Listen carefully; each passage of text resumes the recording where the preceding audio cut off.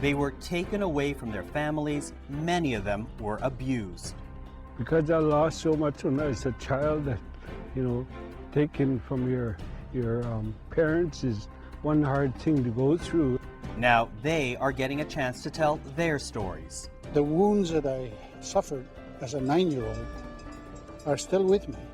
On News and Review today, residential schools, truth and healing.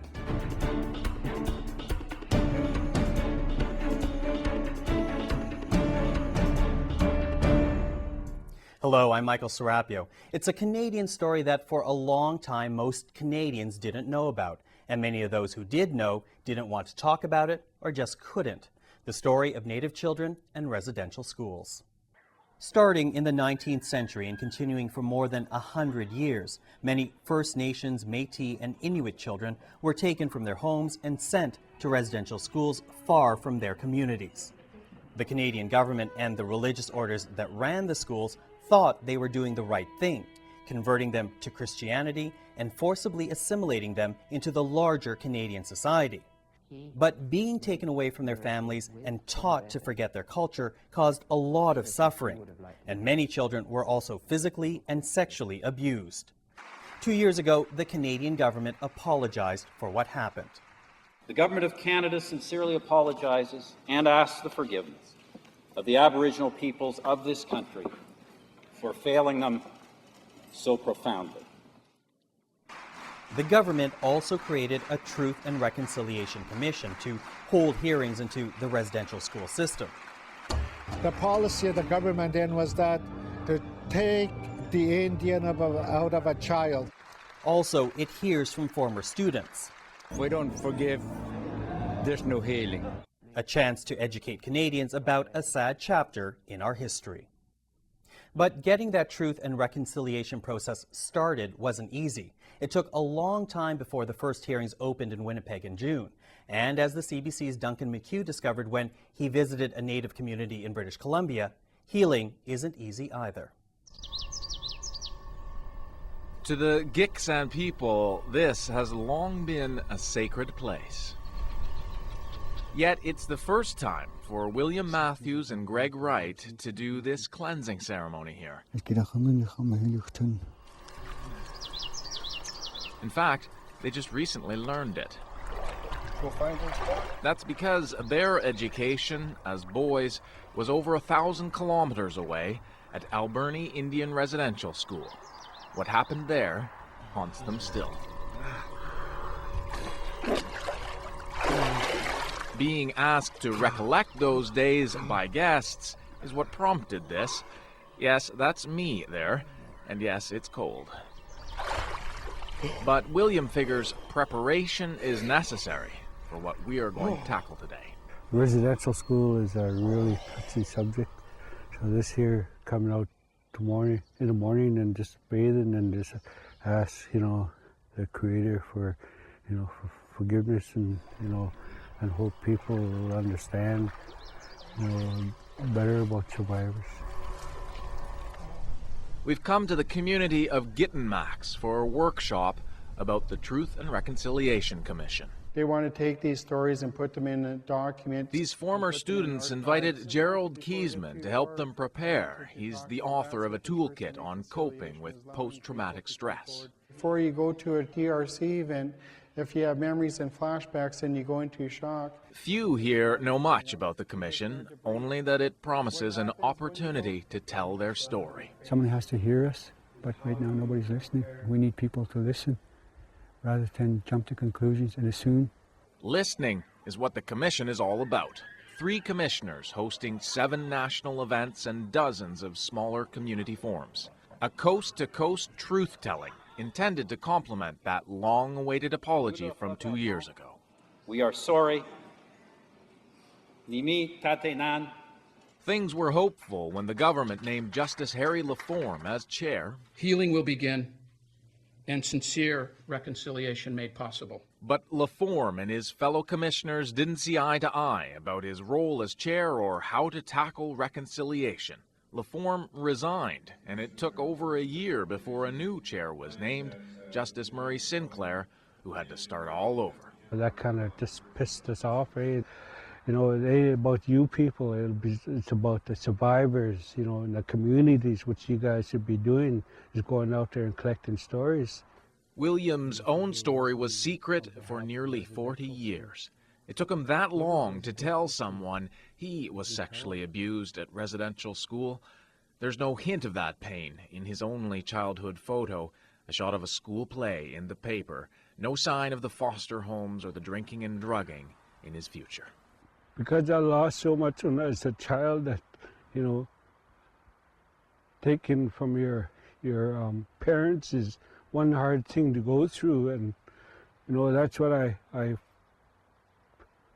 still fight today, is that, you know, those people lied to us when they said we're going to be gone for a summer. And hold that spot and visualize it going down your arm. These survivors believe this Truth and Reconciliation Commission can help. But despite the Commission's many methods of story collecting, be it artwork or online submissions or a research center, they worry survivors in far-off reserves won't get their say. They need to come to us. We can't go to them because of the financial difficulty. William's daughter, Danette, is listening by his side, as she was when he testified to an adjudicator behind closed doors. It breaks my heart. Like, I sat in the hearing. I heard the whole story, the whole everything. You know, and I think that I need to be there just to understand how he is and why he was and how he is right now. But as I listen, I wonder whether other survivors are ready to share. Truth is, attendance at this workshop is sparse. There's this little boy laying, you know, just hanging there. And I never knew who that little boy was, which still haunts me too today. You know, it's going to be painful. I've done it, and I've shed so much tears, but in the end, I was joyful. I was happy, and like 100 pounds was taken off my back. William is convinced others will speak if the commission comes here, and maybe, after acknowledgement, healing follows. Duncan McHugh, CBC News, Hazelton, BC. The Commission didn't just hear from those who attended residential schools. Many Aboriginal children took part to find out more about what happened to their parents, grandparents, and even great-grandparents. One student from Dufferin School had this to say to the CBC. My name... Oh, are we rolling? Yeah. Okay. My name is Wanikia Morningstar Cook, son of the creator seeking knowledge. I am 11 years old. My grandparents went to a residential school when they were young. They've been treated disrespectfully and cruelly. What happened to our elders is still going to scar us for life. Some of the kids disappeared, some even died in there. I want to know what happened and why we were sent there, and why did the Cree people, Iroquois people, Aboriginal people went there. We want a very good apology and explanation why. They should really mean it. At least we have a better future. Here, at least, if we make a mistake, at least we're not slapped in the face or the wrist. At least this place is safer than what they had back then. Hopefully, whoever sent them in that school can think of what they did to us. It just makes me feel sad. I even feel a little bit angry that our elders were treated that way. You can't change the past. You cannot change the past. It already happened. What am I going to be? Well, I'm probably thinking of Prime Minister. This is a good job. For many children and even grandchildren of residential school survivors, healing can take a long time. Wab Kinew is a CBC reporter in Winnipeg. His father wanted to share a story with Wab and his son, a raw and very painful story. And Wab decided to share that story with all of us to help us understand how that pain was passed on from generation to generation.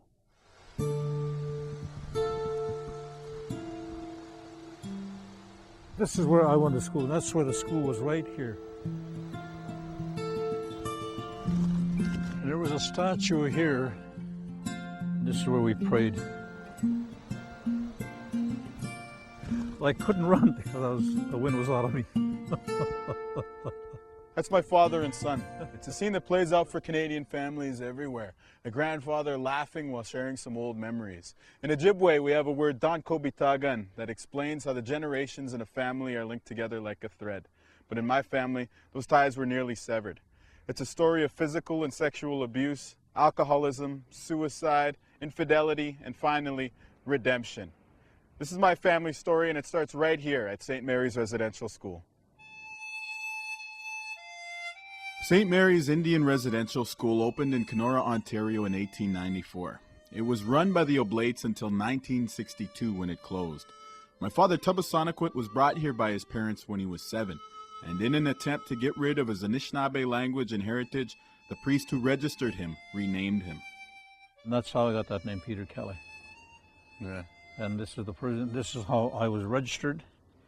Then after that, I was given this number 54, which stayed with me all the way, all the years that I spent in residential school. By now, we've all heard the stories from residential schools. My father didn't escape the horrors. But I could not understand the givers of the teachings of God, how they behaved. He left St. Mary's at the age of 15, and like many survivors, he turned to alcohol to escape his confusion and pain. This is the famous couches at the reserve. They're still, I think we just threw them out last year. Diane Kelly is the Grand Chief of Treaty 3 in northwestern Ontario. She's also my older sister from my dad's previous marriage. I grew up with her, but she was more like an aunt because her kids were the same age as me.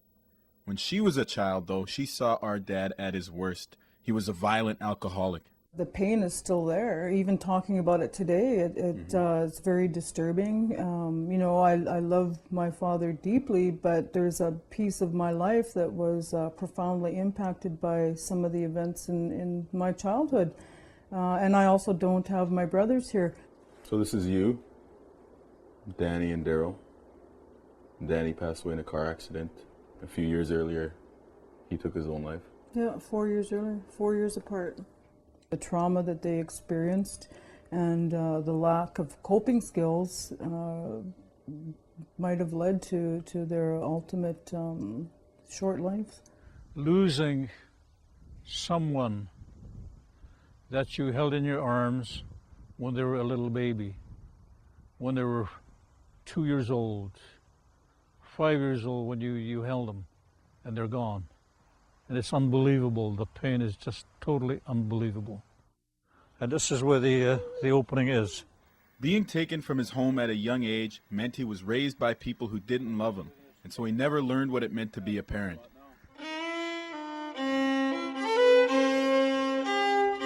It's my dad's cross. Is it? Yeah. Right there, that's where my dad's buried. So were you, when they buried him, were you actually out here, standing around the grave? I was over there. My grandfather died after being hit by a car in 1947 and was buried in a cemetery at St. Mary's. My dad was allowed to attend the funeral, but an hour later he was called back to an assembly and beaten by a nun in front of his peers. His transgression? Standing beside his father's coffin, as is the Ojibwe custom, rather than kneeling like a good Catholic. When she started beating me up, I resolved that I'm not going to cry. If that's your best shot, you know, you don't know what I'm going through here and seeing my father being buried. Yeah. And this physical pain that I'm feeling, that's nothing compared to what I feel. As our day of discovery wraps up at St. Mary's, see, all these guys went to school here. My dad shows his grandson some pictures of his childhood. Migizi. Migizi, the Anishinaabe word for bald eagle. The second good omen soars overhead of where St. Mary's used to stand. And there were little guys there just like you. My son is 5 years old now.